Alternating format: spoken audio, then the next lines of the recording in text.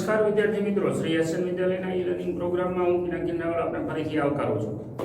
Last time આપણે ઇન્ડક્ટરનો સંપૂર્ણ biodata જે છે ભૌતિક વિજ્ઞાનના અર્થઘટન સહિત સમજી લીધો છે. મતલબ ઇન્ડક્ટરની કાર્યવિધિ છે એ આપણને ખબર છે. એની પહેલા અવરોધ જે છે એ કેવી વર્તણૂક કરે એસી પરિપથમાં એ પણ આપણે જોઈ ચૂક્યા છીએ. એટલે હવે આપણો ત્રીજો hero that is capacitor. Capacitor જે છે એ એસી પરિપથમાં કેવી વર્તણૂક કરે એની ચર્ચા આપણે આજે કરવાની છે.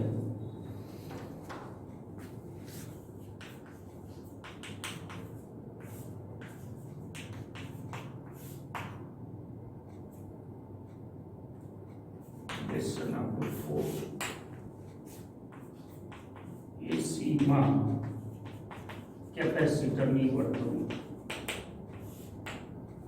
હવે પરિપથ સીધો સાધો અને એક કેપેસિટર જોડી દીધું આપણે, જેનું કેપેસિટન્સ C હોય એવું એક કેપેસિટર જોડેલું છે. હવે ઘટના શું બનશે તો કે આપણે V Vm sin wt અને આપવાના છે. બરાબર, વોલ્ટેજ આપણા આ છે એટલે કે 0 સમયે આપણા વોલ્ટેજ 0 થી ચાલુ થઈ અને ધીમે ધીમે વધતા જવાના છે. શું બનશે? માનો કે કોઈ એક ચોક્કસ સમયે 0 થી શરૂ કરી અને આ બાજુનો છેડો પોઝિટિવ બતાવે છે. અડધા સાયકલ પછી પલટી મારવાના છે એ આપણને ખબર છે. તો એવા સંજોગોમાં શું થશે તો કે આ ધન છેડો અહીંના કેપેસિટરની પ્લેટ પરથી ઇલેક્ટ્રોન ઉપાડશે.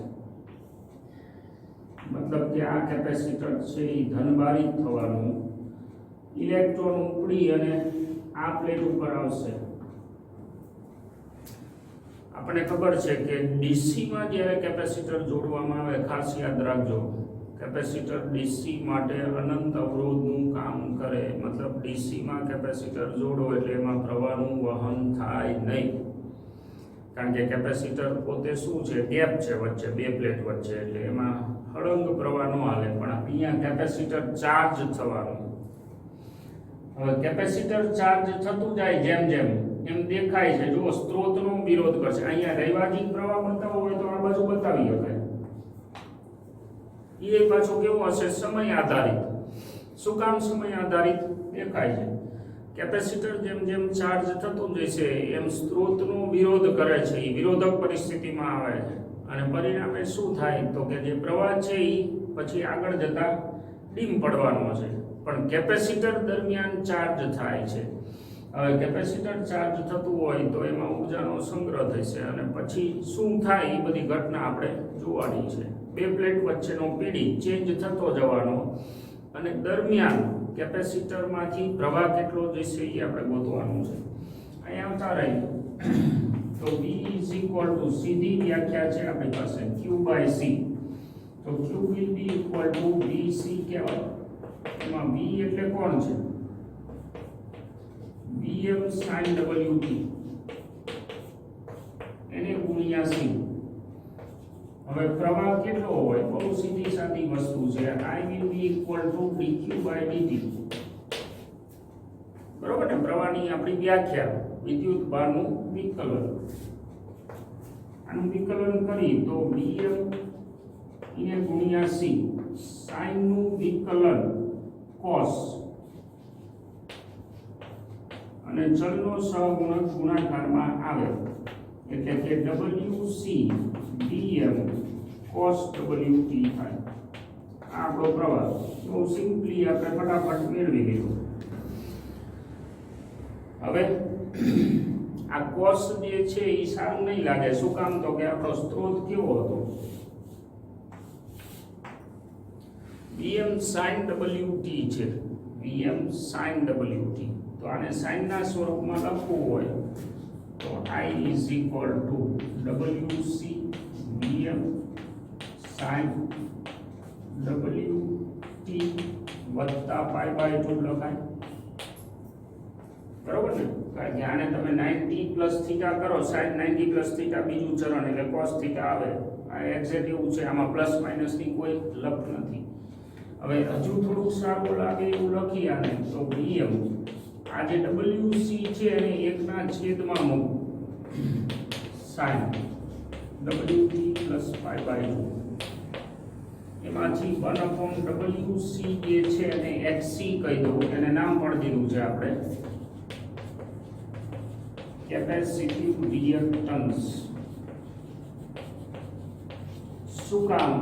તો કે હવે I is equal to Vm by xc sin wt plus pi by 2. એમાં આટલું જે પદ છે એને હું Im લખી નાખું,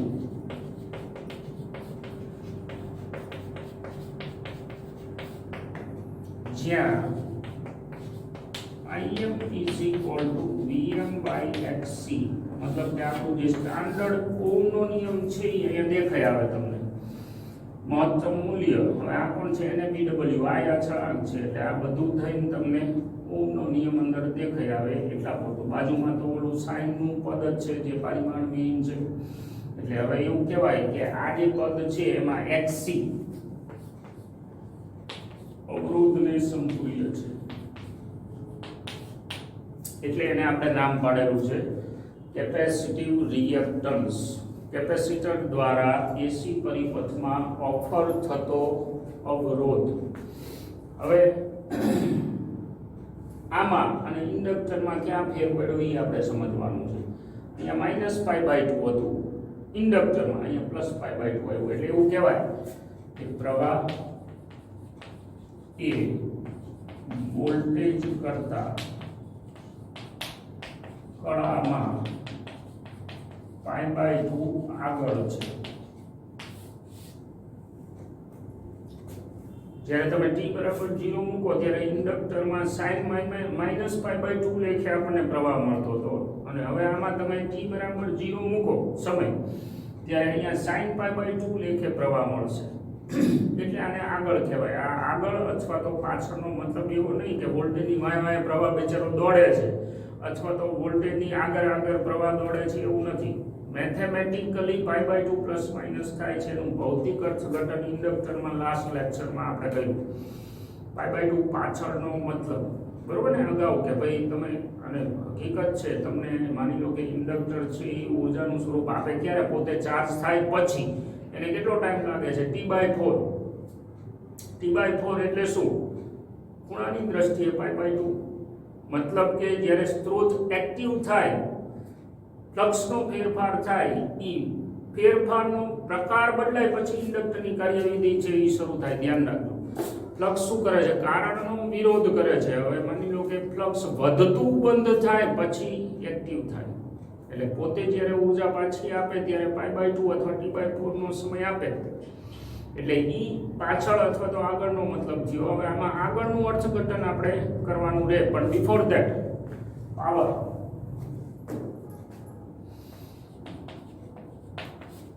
વાતો મળી ગયો આપણને, અને મેં કીધું એમ આને આપણે કેપેસિટિવ રિએક્ટન્સ એવું નામ પાડ્યું છે, અવરોધને સમતુલ્ય છે.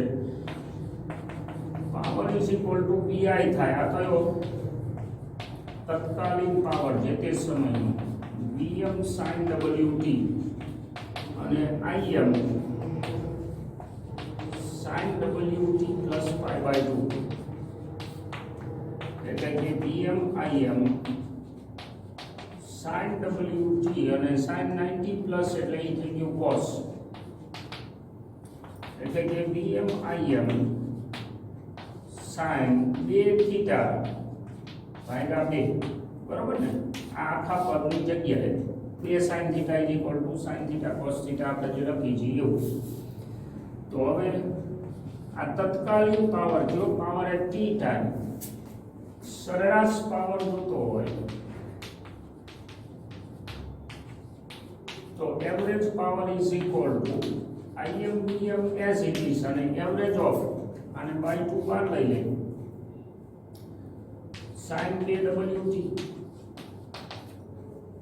અને આ શું છે? sin θ, sin ફલાણો ખૂણો, એની એવરેજ ક્યાં? એક સંપૂર્ણ આવર્ત પર. એક આવર્ત પર તમારે સરેરાશ જોઈશે, તો આ પદ છે એ મેથેમેટિકલી તો 0 જ થાય. આખા ચક્કર દરમિયાન કોઈ પણ ખૂણા માટેની સાઇન વેલ્યુ છે અને તમે ઉમેરો એટલે ઈ તમારો જવાબ છે ઈ 0 જ આવે. તો સરેરાશ પાવર આનો પણ 0 થાય. ક્યાં? એક આવર્ત પર.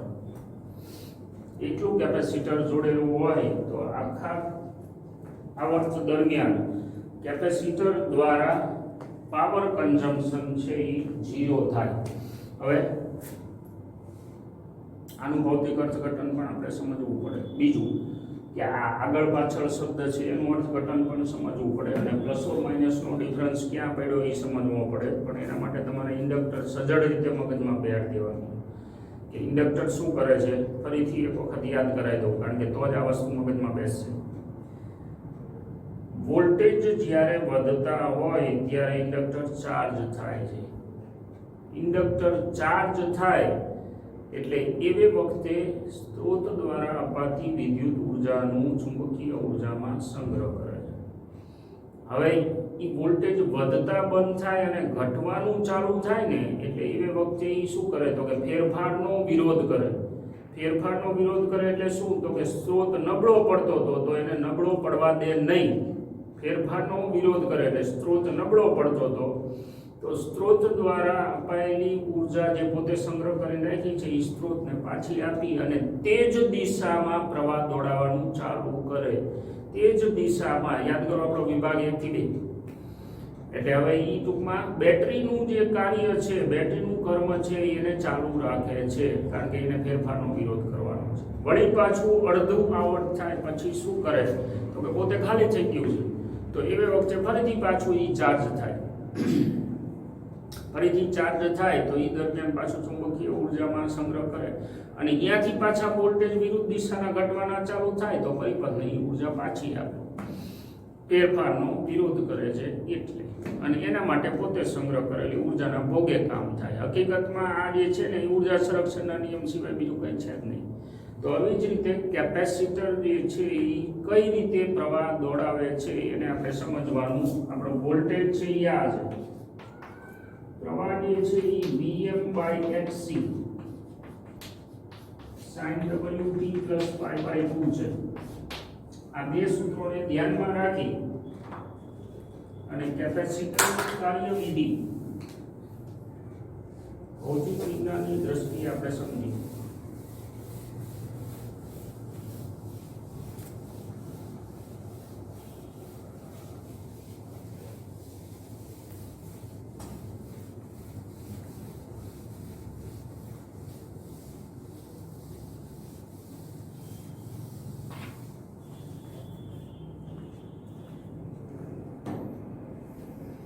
આ પરિસ્થિતિ છે. પહેલા આપણે પહેલાની જેમ આલેખ દોરી લઈએ. ટોટલ 5 ભાગમાં દોરવાના સમજવા માટે.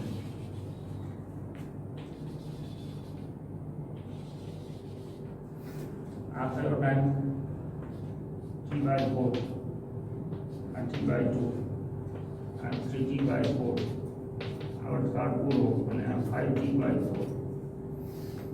આપણે પહેલા વોલ્ટેજનો આલેખ દોરી લઈએ. 0 મેક્સિમમ 0 ઋણમાં મેક્સિમમ 0 મેક્સિમમ.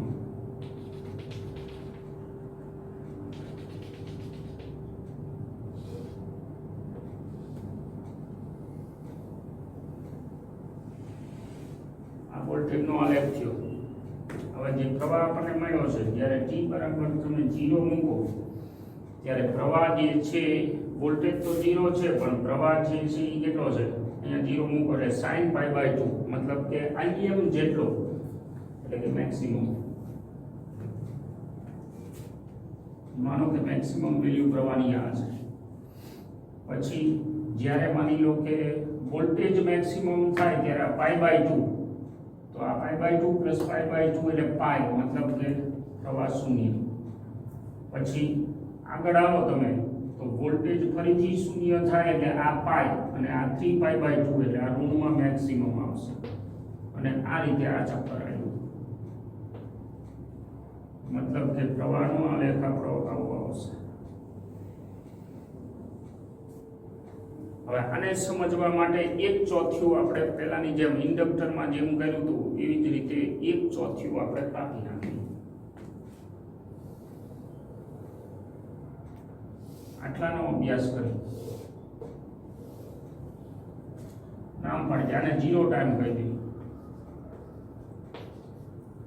બરોબર ને? અહીંથી અહીં સુધીનો ટાઈમ છે એ એક આવર્તકાળ જેટલો થયો.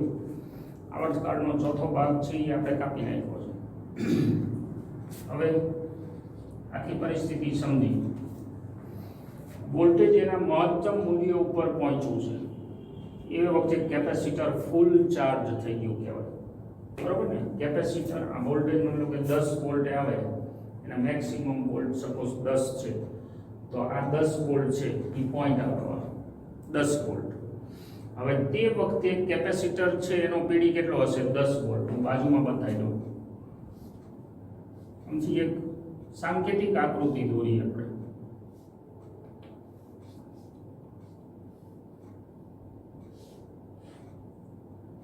આ જે છે એ ધન છેડો એકચ્યુઅલમાં ડીસી બેટરી નથી હો, ધ્યાન રાખજો. પણ આ તો સમજવા માટે આપણે લઈ કે આ પોઈન્ટ જ લઈ છે, આ ટાઈમ.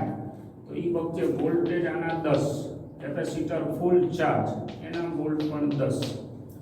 ત્યાં સુધી પ્રવાહ કેવી રીતે ચાલતો હતો આગળનું ચોખ્ખું ખાલી જોઈ લો.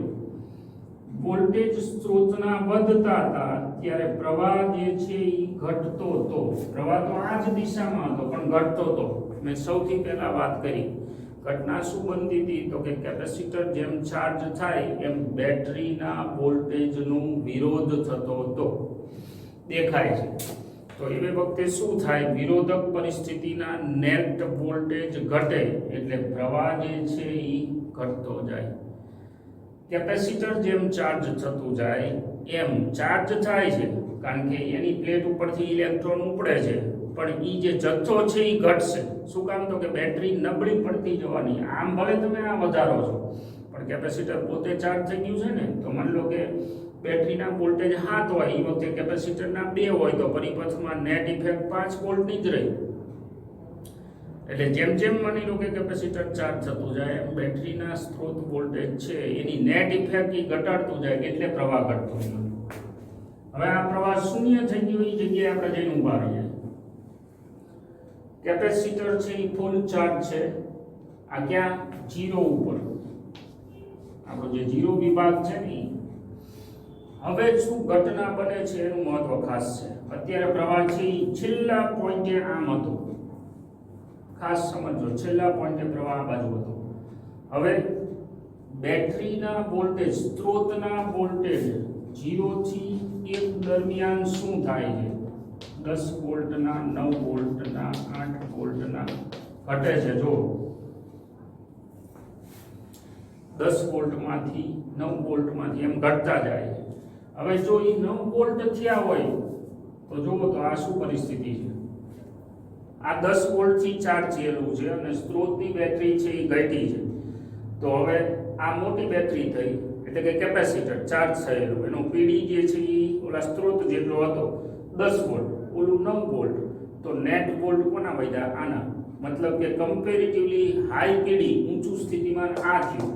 એટલે પ્રવાહ જે છે એ 0 થી 1 દરમિયાન માની લો કે આ વોલ્ટેજ ઘટતા જાય તો એમાં કેપેસિટર પ્રવાહ દોડાવશે. પહેલા બેટરી પ્રવાહ દોડાવતી હતી, મતલબ તમારી દ્રષ્ટિએ સમઘડી. હવે કેપેસિટર પ્રવાહ દોડાવશે. ઈ આ માઈનસ, ઈ જે માઈનસ આવ્યું એટલે પ્રવાહ જે છે એ કોણ દોડાવે છે? કેપેસિટર. પોતે સંગ્રહ કરેલી વિદ્યુત ઉર્જાના ભોગે હાફ સીવી સ્ક્વેર. હવે ઈ સંગ્રહ એને મફતમાં નથી કર્યો. આટલા વિસ્તારમાં ઈ ચાર્જ થયું છે કેપેસિટર પોતે, બરાબર ને? એને સંગ્રહ કર્યો છે અને એટલે જ તે જો ઓલો વિરોધ થયો સામે. પ્રવાહ જે છે એ ઘટતો ગયો. દરમિયાન ખર્ચાયેલી વિદ્યુત ઉર્જા હાફ સીવી સ્ક્વેરના ફોર્મમાં કેપેસિટરમાં સંગ્રહ થાય છે અને અહીંયા કેપેસિટર ડિસ્ચાર્જ થાય છે. પણ કારણ કે બેટરીના વોલ્ટેજ ઘટતા જાય છે એટલે કેપેસિટર પોતે હાવી થાય અને પોતે એમ કહેવાય કે બેટરી કરતાં મજબૂત હોવાના કારણે પોતાના ભોગે પ્રવાહ દોડાવે છે, એટલે ઋણમાં છે. વોલ્ટેજ સ્ત્રોતના ધનમાં છે પણ પ્રવાહ ઋણમાં આવ્યો. આ π/2 આગળનો મતલબ થયો. આગળ પાછળ એટલે મેં પહેલા કીધું હતું એમ, આગળ દોડે પાછળ દોડે એમ નહીં. આગળ ઓલું બેટરીની ફેવરમાં હતું ઇન્ડક્ટર, અને આ અનફેવરમાં, આગળ પાછળનો મતલબ આ અનફેવરમાં પ્રવાહ આવે છે. હવે અહીંથી પરિસ્થિતિ શું પલટી મારે છે તો કે અહીં સુધીમાં તમે પેલા પાવરનું કેલ્ક્યુલેશન જોઈ લો. આટલા ગાળા દરમિયાન 0 થી 1 ગાળા દરમિયાન પાવર જે છે એ કેવો છે? ઋણ છે. 1/4 આપણે જવા દીધું છો, બાકી આગળ તમે ગણો અહીંથી અહીંયા સુધી તો પાવર ધન આવશે. એટલે એ વખતે કેપેસિટરના ચાર્જિંગની પ્રક્રિયા ચાલુ છે, એટલે જ અહીંયા કેપેસિટર ડિસ્ચાર્જ થાય છે એવું કહેવાય. એટલે કે કેપેસિટર પોતાની સંગ્રહ કરેલી ઉર્જાના ભોગે હાલે છે. હવે એટલા ગાળા દરમિયાન પાવર કેવો આવશે? ઋણ. મતલબ કે આ રીતે તમને મળશે પાવર.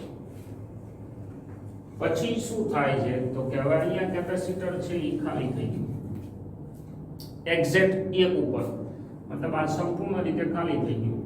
અને હવે શું થાય તો કે બેટરીના ઉલટ સુલટ નેચરના કારણે ઋણમાં વોલ્ટેજ વધતા જાય. ઋણમાં વોલ્ટેજ વધતા જાય એટલે શું થાય? બેટરી થઈ ગઈ આવી, બેટરીના છેડા પલટી મારી ગયા અને ઋણમાં વોલ્ટેજ વધે છે એટલે કેપેસિટર ઊંધું ચાર્જ થવાનું. કેપેસિટર ઊંધું ચાર્જ થાય એટલે ચાર્જિંગની પ્રક્રિયા દરમિયાન, એટલે આ કયું થયું? 1 થી 2, પાછી ચાર્જિંગની પ્રક્રિયા આવી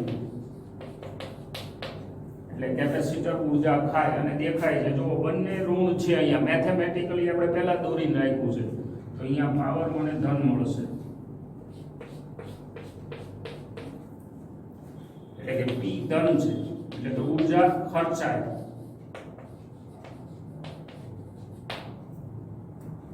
બે થી 3 માં પાછું શું થવાનું? તો વળી પાછી આ જ પોઝિશન કે 10 વોલ્ટ આના થઈ ગયા છે અને હવે બેટરી નબળી પડે છે. એટલે 2 ઉપર એક્ઝેક્ટ જો બતાવી આપણે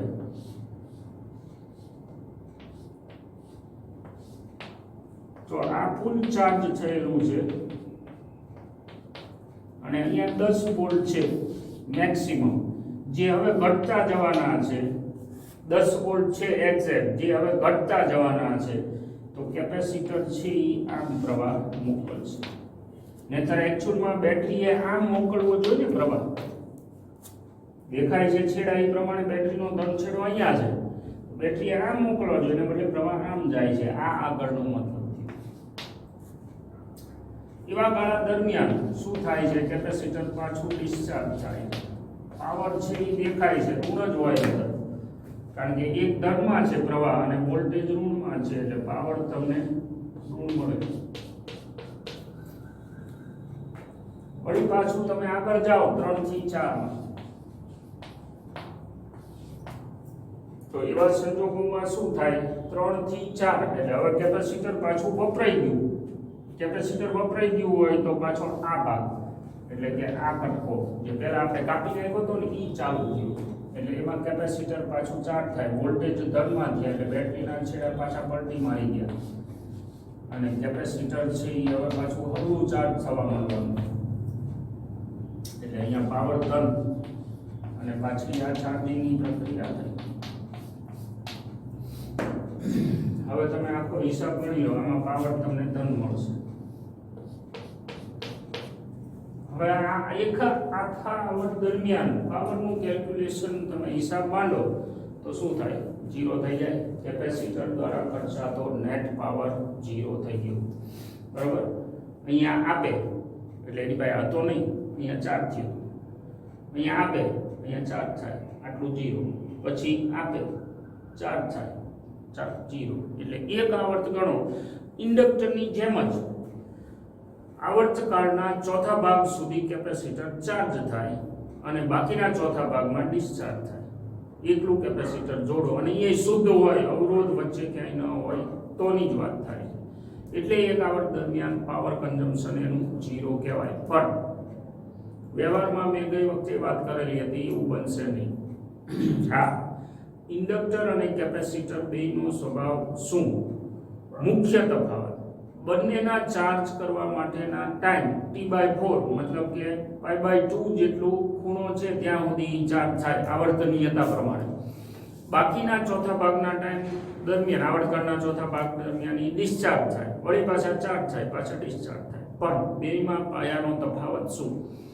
ઇન્ડક્ટર જે છે એ બેટરીને હેલ્પિંગ નેચરમાં આવે અને કેપેસિટર છે એ બેટરી સાથે ઓપોઝિંગ નેચરમાં આવે. બસ આ મુખ્ય તફાવત. હેલ્પિંગ નેચર એટલે પાછળ, બહુ સીધી વાત છે ને, આપણે કોઈ હેલ્પ કરતું હોય તો આપણી પાછળ ઊભું હોય, ટેકો દેવા.